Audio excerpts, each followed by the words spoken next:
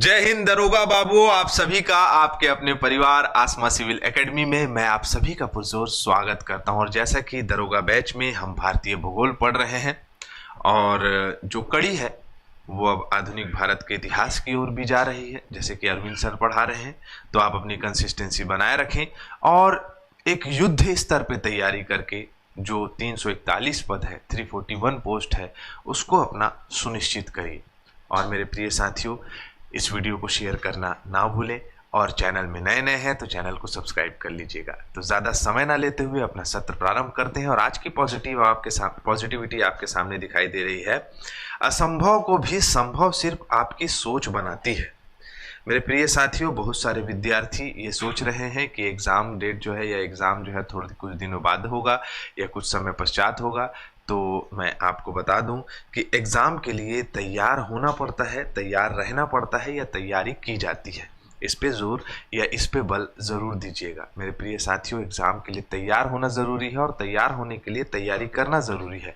तो जो समय आप लोगों के पास है उसको अच्छी तरह से उपयोग करें, उसको अच्छी तरह से भुनाएं, जिससे कि जो है आप बेहतर तरीके से परफॉर्मेंस कर पाए एग्ज़ाम के दिन। ठीक है। और हाँ, मैं आप सभी को फिर से बोलना चाहूँगा कि ज्योग्राफी जो है वो कंसेप्चुअल सब्जेक्ट है। तो अपने पास पेन कॉपी लेकर बैठें। अगर कहीं घूम के आना है तो पहले घूम के आ जाओ, अगर चाय पी के आना है तो चाय पी के आ जाओ, लेकिन अपनी कंसिस्टेंसी इस क्लास में ज़रूर बनाए रखिएगा, क्योंकि सारे इम्पॉर्टेंट पॉइंट्स जो है मैं आपको डील कर रहा हूँ।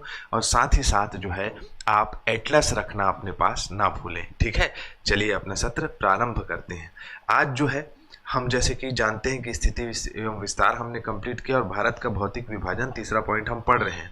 भूगर्भिक संरचना के बारे में अध्ययन करेंगे। कब अध्ययन करेंगे? जब हम भारत का भौतिक विभाजन अच्छी तरह से पढ़ लेंगे।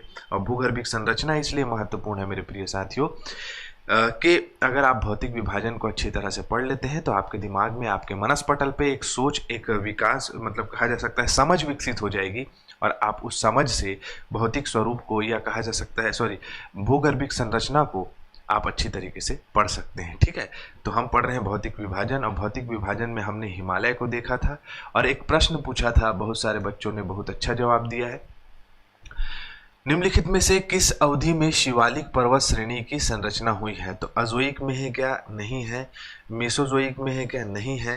प्लायोसीन जो है आपका के कल्प में इसका निर्माण हुआ है। ठीक है, तो आपके लिए ये आंसर मैंने बता दिया, सी ऑप्शन सही होगा।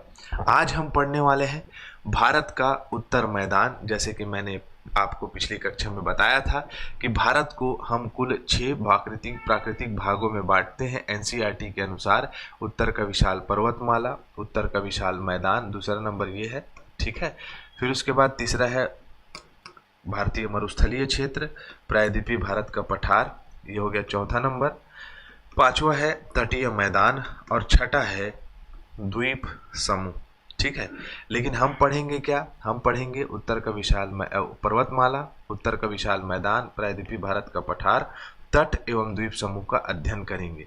जो ये मरुस्थलीय भाग है मेरे प्रिय साथियों, तो ये मरुस्थलीय भाग का जो कहा जा सकता है दक्षिण पूर्वी भाग जो है वो हम किस में ऐड कर लेंगे? तो प्रायद्वीपीय भारत के पठार में। और ये वाला भाग जो है वो आपका बांगड़ वाला क्षेत्र जिसे कहा जाता है, इसे हम मैदानी भाग में या राजस्थान के मैदान के रूप में पढ़ेंगे। ठीक है, तो आज है हमारा पोर्शन क्या? तो उत्तर का विशाल मैदान। ठीक है, उत्तर का विशाल मैदान आज है हमारा टॉपिक, उत्तर का विशाल मैदान। जैसा कि मैंने बताया था जब हम जियोलॉजिकल टाइम स्केल पढ़ रहे थे, जो क्वार्टरनरी टाइम पीरियड था, कौन सा टाइम पीरियड? क्वार्टरनरी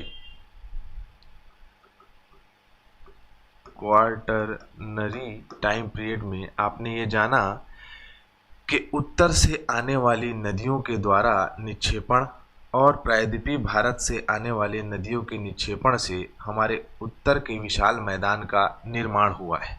ठीक है, ऐसा हमने समझा था।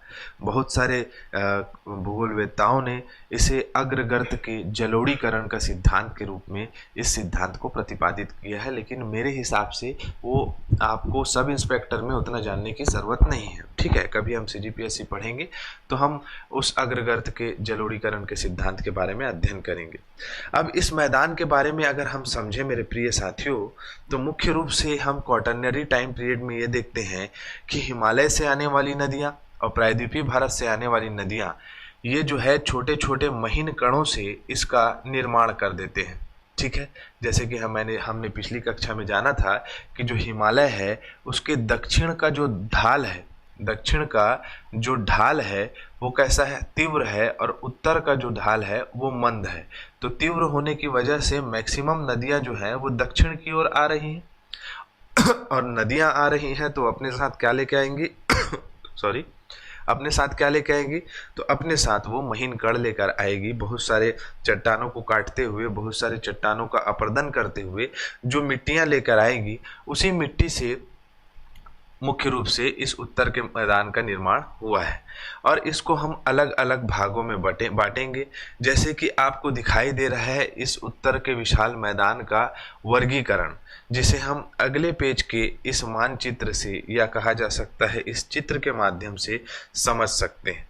आपको दिखाई दे रहा होगा कि ये हिमालय है। ठीक है, अगर हम देखें तो हिमालय है, और हिमालय का ये दक्षिण पार्ट है, साउथ का पोर्शन है, जो कि कैसा गति दिखा रहा है, तो तीव्र गति दिखा रहा है। ठीक है, और हिमालय से आने वाली नदियां मैंने जैसे बताया, उनसे ही मुख्य रूप से, और आपका प्रायद्वीपीय भारत से आने वाली नदियों के से जो है इस मैदान का निर्माण हुआ है। ठीक है, तो जो दक्षिण से नदियां आ रही हैं वो महीन कणों को लेकर आती है अपने साथ, और हचाक से एक स्थान में गिरा देती है, जहां पर इसके कहा जा सकता है फिजिकल पार्टिकल जो है हम अपने आँख से अच्छी तरह से देख सकते हैं, या कहा जा सकता है जब शुरुआत में नदियां आती हैं तो बड़े बड़े कंकड़ पत्थरों को अपने साथ में लेकर आती है।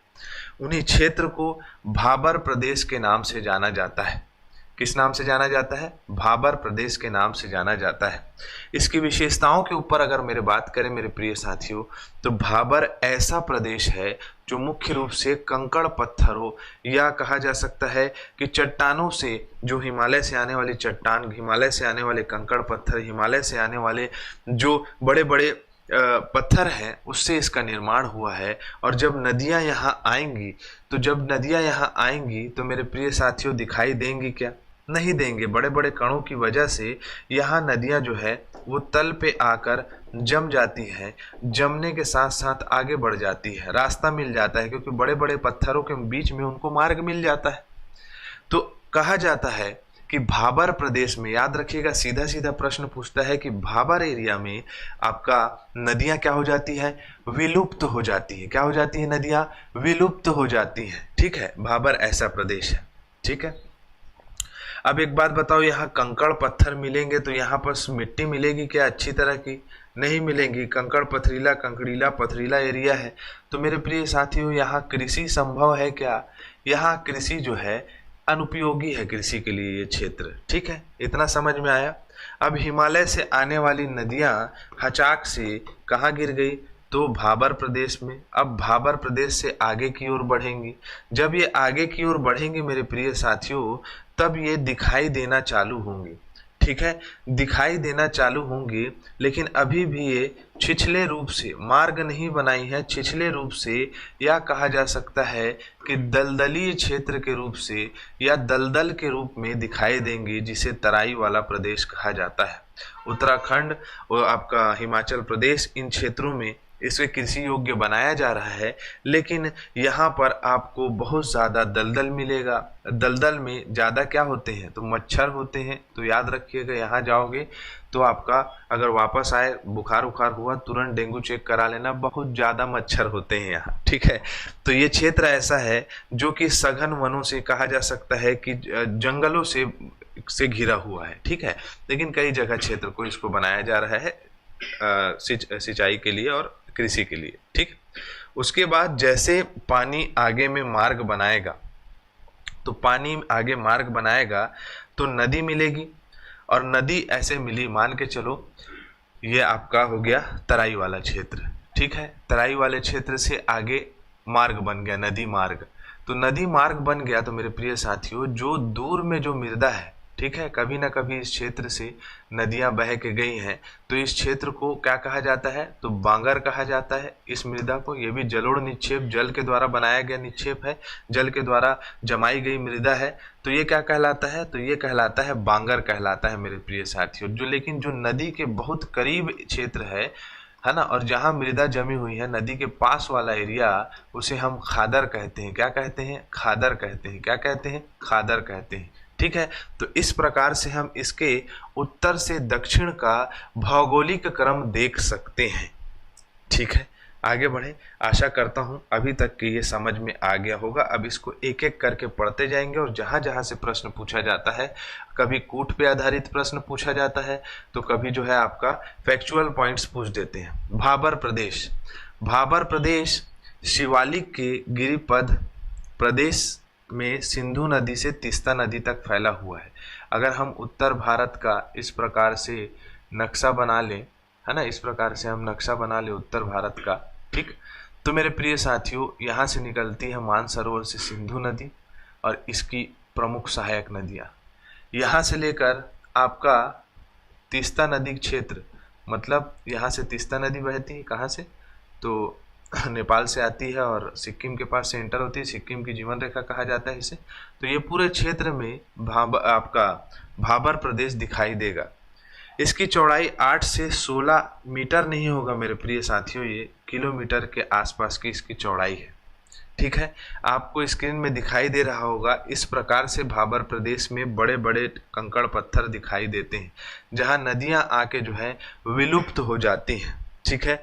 जैसे नदियां बड़ी मात्रा में भारी पत्थर, कंकड़, बजरी आदि लाकर जमा देती हैं, जिससे पारगम्य चट्टानों का निर्माण होता है। इस क्षेत्र में छोटी नदियां पहुंचकर क्या हो जाती है, विलुप्त हो जाती है। यह भाग कृषि के लिए उपयोगी नहीं है, ठीक है।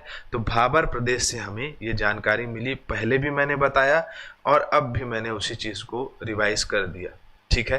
अब आ जाते हैं तराई प्रदेश। चचा खड़े हुए हैं, कृषि करने की कोशिश कर रहे हैं, लेकिन देखिएगा कि तराई कौन सा है। अगर इसकी अवस्थिति की बात करें तो भाबर प्रदेश के दक्षिण में, मान के चलो ये भाबर है, उसके नीचे में आपको तराई प्रदेश मिलेगा, ठीक है। तराई के साथ साथ फैला हुआ है, साथ साथ फैला हुआ है, ठीक है। ये तराई जो है भाबर के दक्षिण में साथ साथ फैला हुआ है। 15 से 30 किलोमीटर तक के ये जमाव है। अगर आप एटलस निकालेंगे तो उसमें आप तराई प्रदेश देखेंगे कि 15 से 30 किलोमीटर तक ये फैला हुआ है। बारीक कणों वाले जलोढ़ वनों से ये जो है जलोढ़ वनों से ढका हुआ है। भाबर में भूमिगत नदियां तराई के धरातल पर आकर दिख जाती है। मतलब कहने का मतलब यह है साथियों कि तराई में दलदलीय भाग में नदियां जो भाबर से गुजरती हैं, वो भाबर से आने वाली नदियां जो है वो आकर तराई में दिखने लग जाती हैं, ठीक है। खराब निष्कासन की वजह से क्षेत्र कैसा है, तो दलदली है। वनों को काटकर कृषि योग्य बनाया जा रहा है। उत्तर प्रदेश, उत्तराखंड, हरियाणा, पंजाब, जम्मू वाले क्षेत्र में कृषि फसल में अगर देखें तो गन्ना उगा रहे हैं, चावल उगा रहे हैं, गेहूं उगा रहे हैं, मकई उगा रहे हैं, तिलहन, दलहन, सारे प्रकार से चीज़ों को उगाई जा रही है। चचा खड़े हुए हैं, चचा फोन लगा के पूछ लेना, ठीक है, अगर जानते होगे तो, ठीक है। आगे बढ़े, चलो अब आ जाते हैं बांगर और खादर। जैसे मान के चलो ये नदी है, ये बह रही है, नदी है, नदी के ऊपर वाला भाग क्या कहलाएगा, ऊपर वाला भाग ये खादर हो जाएगा, खा लिख दिया हूं मैं। और जो दूर वाला भाग है, दूर वाली मृदा वाला भाग है, वो मेरे प्रिय साथियों क्या हो जाएगा, वो हो जाएगा बांगर, ठीक। तो बांगर की अगर बात कह रहे हैं तो ये पुरानी जलोढ़ मिट्टी है, जैसे कि मैंने बताया कि कभी ना कभी इधर से कोई ना कोई सी नदी जो है वो गुजरी होगी, जिससे कि इस जलोढ़ निक्षेप का निर्माण हुआ है, ठीक है। ऊंचा भाग है, ये वाला भाग ऊंचा है, ये वाला भाग खादर वाला भाग जो है वो धंसा हुआ है।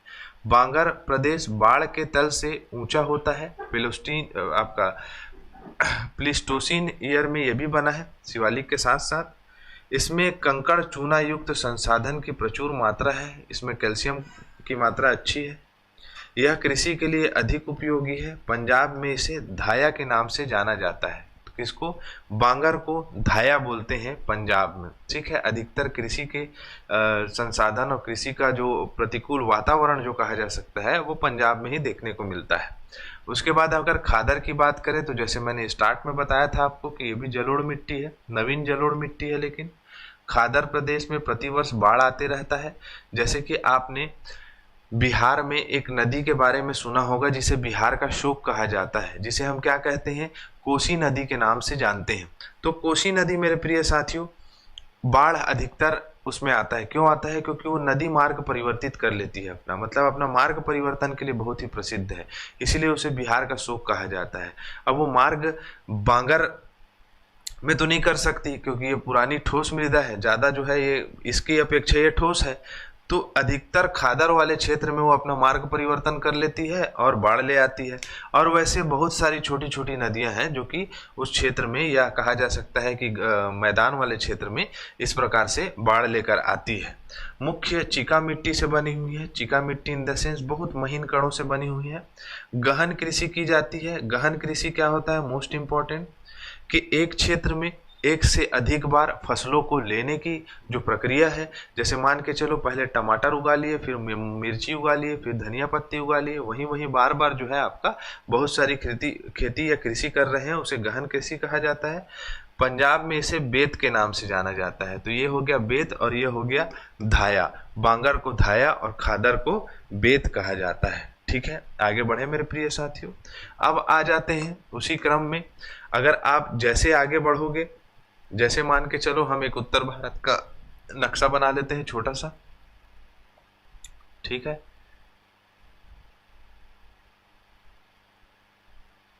ठीक है। अब यहां से मान के चलो हमने देखा कि भाबर प्रदेश ऐसे फैला हुआ है, फिर उसके बाद तराई इसी के समांतर फैला हुआ है।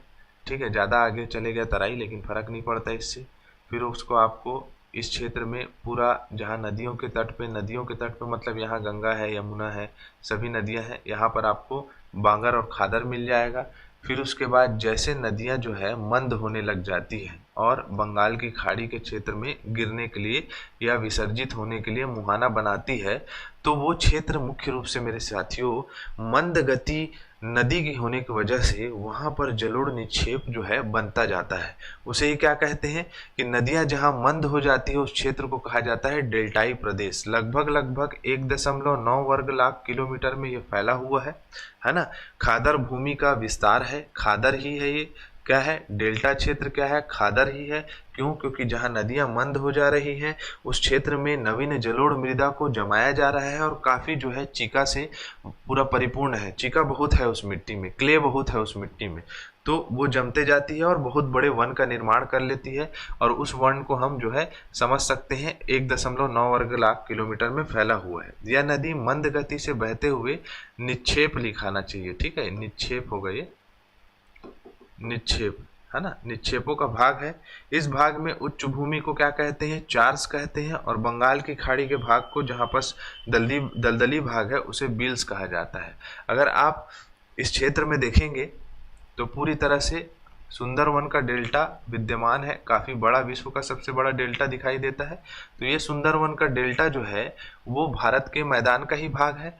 तो ये किससे बना है? तो नवीन जलोढ़ मृदा, जिसे हम खादर कहते हैं, जहाँ नदियाँ मंद हो जाती हैं, यहाँ पर नदियाँ विसर्पण के रूप में दिखाई देती है, जिसे हम डेल्टाई क्षेत्र कहते हैं। ठीक है, अब जो है मेरे प्रिय साथियों, हमने भौतिक रूप से, या कहा जा सकता है कि फिजिकली हमने डिवाइड कर लिया था किसको? उत्तर के विशाल मैदान को। अब जो है हम नाम के हिसाब से अलग अलग इनके नेम अकॉर्डिंग जो है इसे डिस्ट्रीब्यूट करेंगे, जिसे हम great plain of north India कहते हैं। पहले पढ़ेंगे राजस्थान का मैदान, फिर पंजाब का मैदान, अपर गंगा का मैदान, फिर मिडिल गंगा का मैदान, फिर लोअर गंगा का मैदान जिसे निम्न गंगा का मैदान कहते हैं, ब्रह्मपुत्र का मैदान। तो आप देख सकते हैं ये नक्शे का आप स्क्रीनशॉट ले लीजिए। इसके आधार पर भी इसे विभाजित किया गया है। जैसे हिमालय पढ़ रहे थे तो उत्तर से दक्षिण का क्रम पढ़ा हमने, अब जो है हम क्या पढ़ेंगे, उसके बाद हमने क्या पढ़ा था? तो पश्चिम से पूर्व का क्रम पढ़ा था। अब उसी प्रकार से हमने इसको फिजिकली डिवाइड कर दिया। अब फिजिकल डिवाइड करने के हिसाब से हम इसके नामकरण पे आधारित जो इसका विभाजन है उसे भी हम क्रमबद्ध क्रम पढ़ते जाएंगे। आपको दिखाई दे रहा है, जैसे कि हमने जाना था, राजस्थान में एक पर्वत श्रेणी है जिसे कहा जाता है अरावली पर्वत श्रृंखला, जो कि दिल्ली से लेकर गुजरात तक के फैला हुआ है। ठीक है, ये अरावली पर्वत श्रृंखला के जो पश्चिमी भाग है मुख्य रूप से मरुस्थलीय भाग है, और इस मरुस्थल को बेहतरीन बनाने के लिए, या कहा जा सकता है कृषि योग्य बनाने के लिए, यहाँ पर सतलज और व्यास नदी के संगम से एक नहर निकाली गई है जिसे हम इंदिरा गांधी नहर कहते हैं। और इसी राजस्थान के मैदान को, या कहा जा सकता है मरुस्थलीय भाग को, विश्व का सबसे बेहतर कृषि करने वाला क्षेत्र भी माना जाता है, जो कि मरुस्थल है। आसान भाषा में समझे तो ऐसा मरुस्थलीय क्षेत्र जहां कृषि संभव कराई गई और वर्तमान में वहां जीवों को वार्जन जो है बेहतर हो गया है, वो इंदिरा गांधी नहर की वजह से हुआ है। खैर, मैं ये तो बता दिया आपको, राजस्थान मैदान जो है अरावली के पश्चिम में स्थित है। ठीक है, जैसे कि बताया, ये वाला मैदान जो है पश्चिम में स्थित है। मरुस्थलीय भाग है, बांगड़ सम्मिलित है, मतलब बड़े बड़े मोटे मोटे पत्थर है। यहाँ 1,75,000 वर्ग किलोमीटर क्षेत्र में फैला हुआ है। लवण युक्त झीलें, सागर अपगमन का प्रमाण मिलता है, जैसे सांभर, डोंगना, डिडवाना, राजसमंद और लुणकरण झील। मेरे प्रिय साथियों, जब हम पढ़ रहे थे, क्या पढ़ रहे थे? Jurassic time period. ठीक है, यहाँ पर एक लिखा है मीसोजोइक कल्प। मीसोजोइक कल्प से मतलब कहा जा सकता है कि करीब अगर मान सकें तो जुरासिक टाइम पीरियड में हमने ये देखा कि आसपास जो है सागरों का अतिक्रमण हो रहा था, और जब सागरों का अतिक्रमण देखने को मिलता है हमें, तो मीसोजोइक काल में भी सागरों का जो है कहा जा सकता है अतिक्रमण देखने को मिलता है। तो ये अतिक्रमण जो है मेरे प्रिय साथियों, ये प्रमाण प्रदान करता है कि कभी न कभी इस क्षेत्र में समुद्र विद्यमान था। जैसे कि हमने जाना जुरासिक टाइम पीरियड में गुजरात का कच्छ वाला क्षेत्र, गुजरात में जो आपके कहा जा सकता है पश्चिम तट में जो खनिज तेलों को निकाला जा रहा है, खनिज तेलों से तेल जो है प्राप्त किए जा रहे हैं, तो वो कारण था हमारा जियोलॉजिकल टाइम स्केल पढ़ना। ठीक है, तो वैसे ही हम देखते हैं कि सागरों का अपगमन इस समय देखने को मिलता है, और सांभर झील, डेंगना झील, डिडवाना झील, राजसमंद और लूणकरण, ये याद रख लिएगा। सांभर, आपका डिडवाना, राजसमंद, जयसमंद भी याद रख लीजिए। जयसमंद है ना, जयसमंद जो है वो आपका इस समय इस क्षेत्र की प्रमुख कहा जा सकता है झीलें हैं। अगर हम सांभर झील की बात करें तो 300 वर्ग किलोमीटर के क्षेत्र में सांभर झील सबसे बड़ी लवणीय झील है भारत की। इंदिरा गांधी नहर के बारे में बता दिया मैंने। एक बड़ा भाग जो है बालूका स्तूप, बरखान, क्या कहते हैं बरखान किसे कहते हैं? सूरज हुआ मध्यम, चांद चलने लगा, आसमां क्यों पिघलने लगा, ऐसे वाला गाना सुने हो शाहरुख खान का? मैं सुना हूँ इसलिए बता रहा हूँ। तो उसमें ना बरखान दिखाता है, मतलब जो रेत के बड़े बड़े टीले हो जाते हैं ना, उसी को ही बरखान कहा जाता है। ठीक है, तो बरखान, ये सब पूछा गया है इसीलिए बता रहा हूँ बेटा, बरखान किसे कहा जाता है? बालूका स्तूप को बरखान कहा जाता है। ये पूछेगा सबसे बड़ी लवणीय झील कौन सी है, तो कौन सी है? सांभर झील है। और कौन कौन सी झील याद रख सकते हो? सांभर, डिडवाना, राजसमंद, लूणकरण, जयसमंद। ठीक है, सागरों का अपगमन की वजह से ये लवण युक्त है। 1,75,000 वर्ग किलोमीटर में है। मरुस्थलीय भाग बांगड़ वाला क्षेत्र है।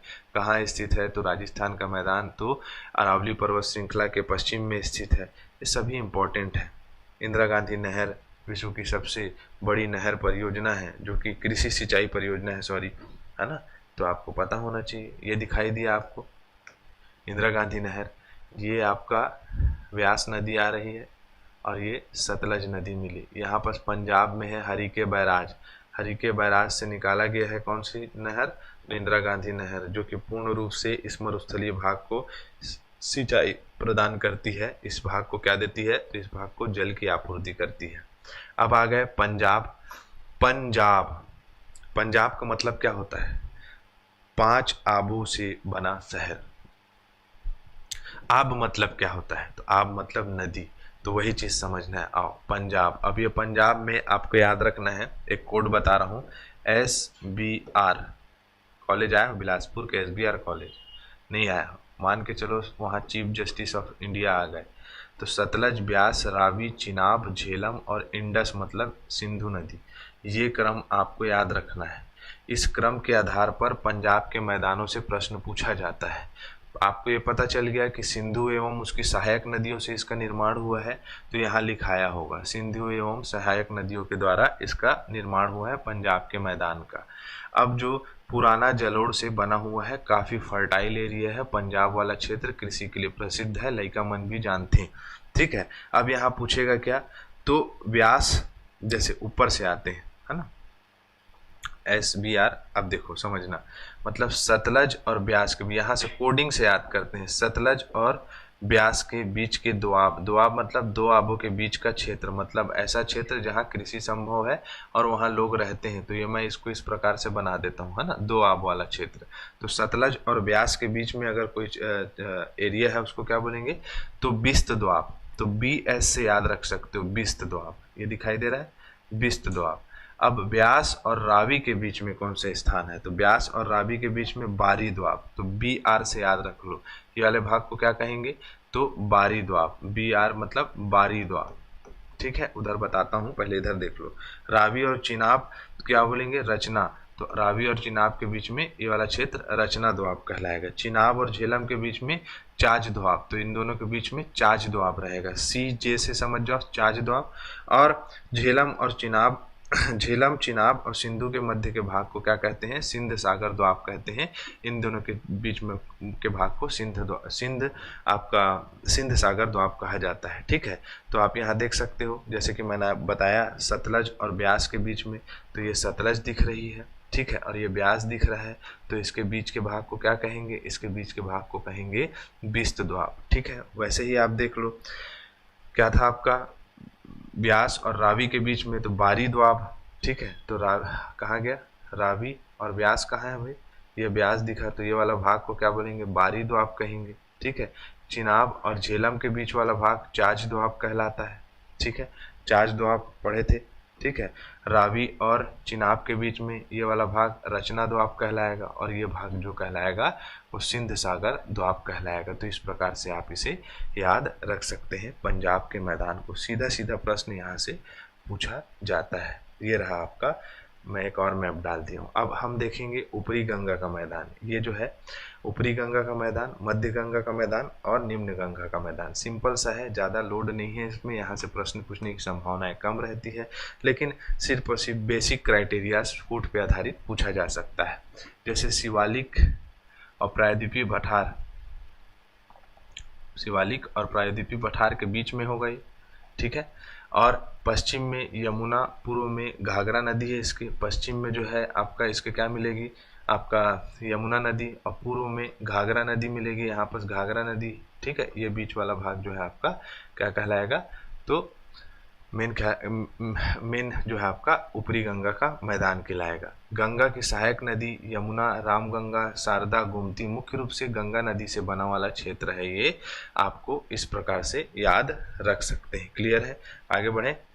अब आगे बढ़ते हैं मध्य गंगा का मैदान। मध्य गंगा के मैदान को भी आपको याद रखना है कि गंगा की सहायक नदी जैसे कि कौन कौन सी नदी, तो आपका घाघरा, शारदा, काली, राप्ती, गंडक, ये सब हम नदियाँ तंत्र में देखेंगे।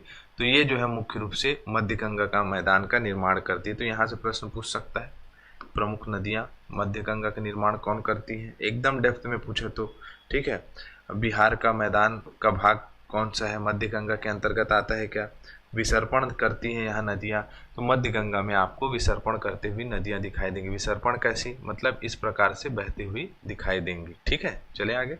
चलो, उतना इम्पोर्टेंट नहीं है, लेकिन पर भी से पता होना चाहिए। निम्न गंगा का मैदान, निम्न गंगा का मैदान मुख्य रूप से डेल्टा वाला क्षेत्र है, जहाँ पर कहा जा सकता है कि नदियाँ जो है मंद हो जा रही हैं, जैसे कि दार्जिलिंग हिमालय वाला क्षेत्र, मतलब तीस्ता नदी के पास से आने वाला नदी, बंगाल, पश्चिम बंगाल वाले क्षेत्र में, छोटा नागपुर का पठार वालों की सीमा में, है ना, बांग्लादेश के अंश सीमा तक, मतलब लास्ट वाला जो पोर्शन है ये दिखाई दे रहा है, ये आपका निम्न गंगा का मैदान है, जहाँ पर प्रमुख तीस्ता नदी हो गया, यहाँ छोटा नागपुर का पठार मिलेगा आपको इस क्षेत्र में, तो यहाँ पर से यहाँ तक के आपका कहा जा सकता है निम्न गंगा का मैदान है।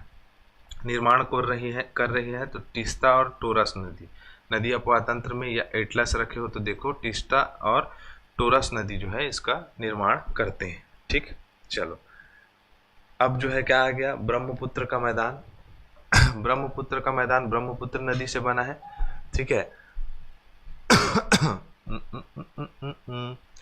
ये गलत होगा, ये पिछला वाला आ गया है, ठीक है। चलो मैं पढ़ा देता हूँ। ब्रह्मपुत्र नदी मानसरोवर झील से निकलती है और आकर अरुणाचल प्रदेश में दिहांग गार्ज बनाते हुए प्रवेश करती है। कहाँ? अरुणाचल प्रदेश, असम और आपका मेघालय होते हुए नीचे, ठीक है।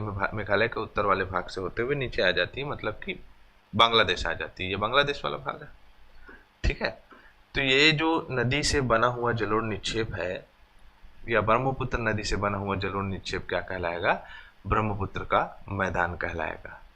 इसी नदी में एक छोटा सा द्वीप है जिसे हम माजुली द्वीप का नाम से जानते हैं। ये कौन सा द्वीप है? तो माजुली द्वीप जो है एक नदी द्वीप है। कैसा द्वीप है? नदी द्वीप है।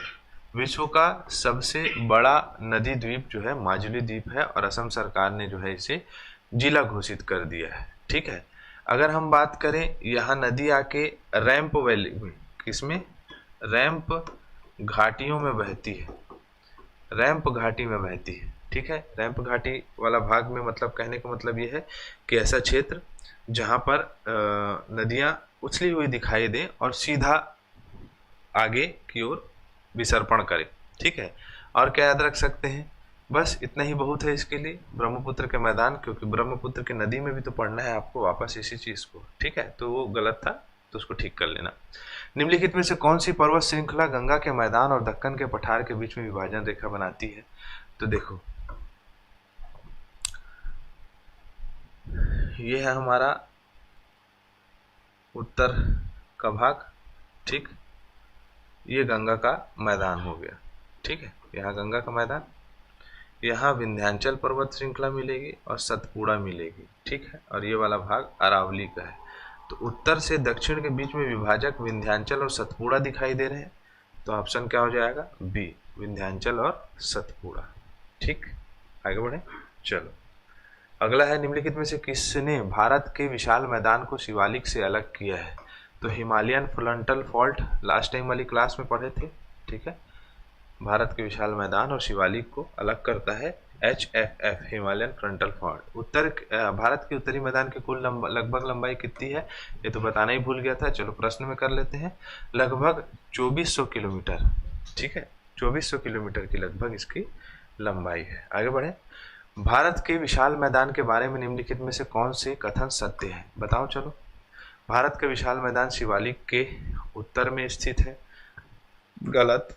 यह नदियों का जलोढ़ जमा है। यस, जलोढ़ जमा की औसत गहराई दक्षिण से उत्तर की ओर बढ़ती है, दक्षिण से उत्तर की ओर बढ़ती है। उत्तर में ज़्यादा गहराई है बोल रहा है। यस, उत्तर में इसकी ज़्यादा गहराई है, ठीक है। जलोढ़ जमा जो है उत्तर में ज़्यादा गहराई है, दक्षिण में कम है, तो 2 और 3 सही हो जाएगा, ठीक है। चलो आगे बढ़े।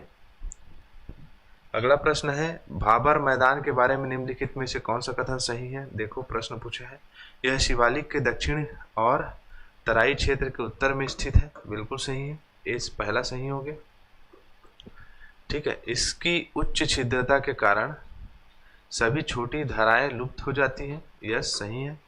यह स्थान कृषि के लिए अत्यधिक अनुकूल है। गलत, ठीक है, अनुकूल। यह पूर्वी मैदान की तुलना में दक्षिण मैदान में अधिक चौड़ा है। पूर्व मतलब कि ईस्ट और वेस्ट, तो भाबर जो है, हाँ, वो पश्चिम में मैदान में अधिक चौड़ा, पश्चिम में ज़्यादा है, पूर्व में कम है भाबर प्रदेश, ठीक है। तो 1, 2 और 4 इसका आंसर होगा, ठीक है। कथन सही है बोला है ना, ठीक, सही। चलो आगे बढ़े। अगला है, निम्नलिखित कथनों पर विचार करिए। यह भाबर की लुप्त नदियाँ फिर से भूतल से प्रकट हो जाती हैं। कौन सा स्थान है? तो तराई वाला क्षेत्र, बिल्कुल सही है। यह भारत के अधिकांश भाग में दलदल होता है, ठीक है। इस प्रदेश में अत्यधिक नमी, जल उपलब्धता, सघन तथा जैव विविधता पाई जाती है। याद रखिएगा, तराई क्षेत्र में जो है जैव विविधता बहुत पाई जाती है। तो उपयुक्त कथन किसके संदर्भ में है? तराई के संदर्भ में है, ठीक है। चले आगे, ऐसे प्रश्न पूछिए, सब प्रीवियस ईयर क्वेश्चन है ना। ब्रह्मपुत्र का मैदान के संदर्भ में निम्नलिखित कथनों पर विचार और सत्य कथन का चयन करें। इस भाग का ढाल क्रमशः उत्तर पूर्व से दक्षिण पूर्व की ओर है उत्तर पूर्व से दक्षिण को सही है। ठीक है, ब्रह्मपुत्र नदी के बीच स्थित माजुली विश्व का सबसे बड़ा नदी द्वीप है। यस, 1 और 2 दोनों सही हो जाएगा। ठीक है, चलो।